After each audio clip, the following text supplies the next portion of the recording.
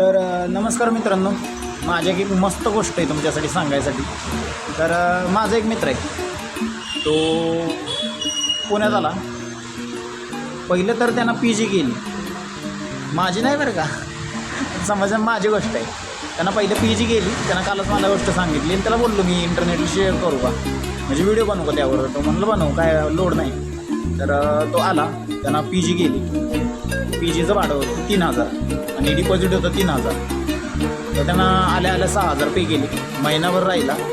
त्यानंतर त्याला रूमवर शिफ्ट करायचं होतं, पण मालक बोलला 1 महिन्याचा हे असतो, काय नोटीस पिरियड असतो. मग अजून 1 महिना राहिला आणि त्यांना इकडून तिकडून रूम सापडून रूम पण केली.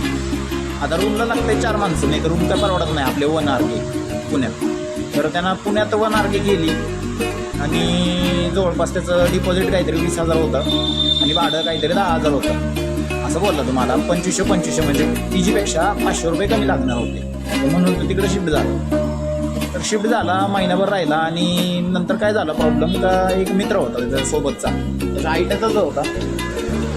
आणि गेम काय झाला का त्याच्या घरून त्याला आला फोन की भाऊ घरी असं प्रॉब्लेम झाला आहे, आपला घरी काय आर्थिक प्रॉब्लेम झाला वाटतं, त्यांचं काहीतरी भांडणं वगैरे झाली घराघरात.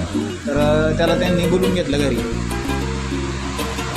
तर त्यांना सोडली रूम आणि त्याच्या 1 महिन्यानंतर त्याला पण रूम सोडायला लागली.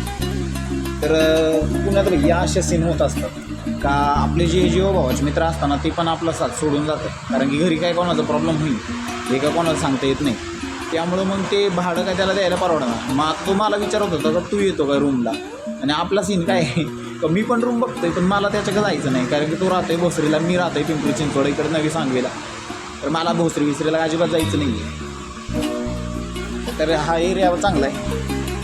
बाय द वे आज रविवारी आणि आपण आलो आहे महादेवांच्या मंदिरामध्ये. रविवारी म्हणजे आपली जिमला पण सुट्टी असते, कंपनीला पण सुट्टी असते.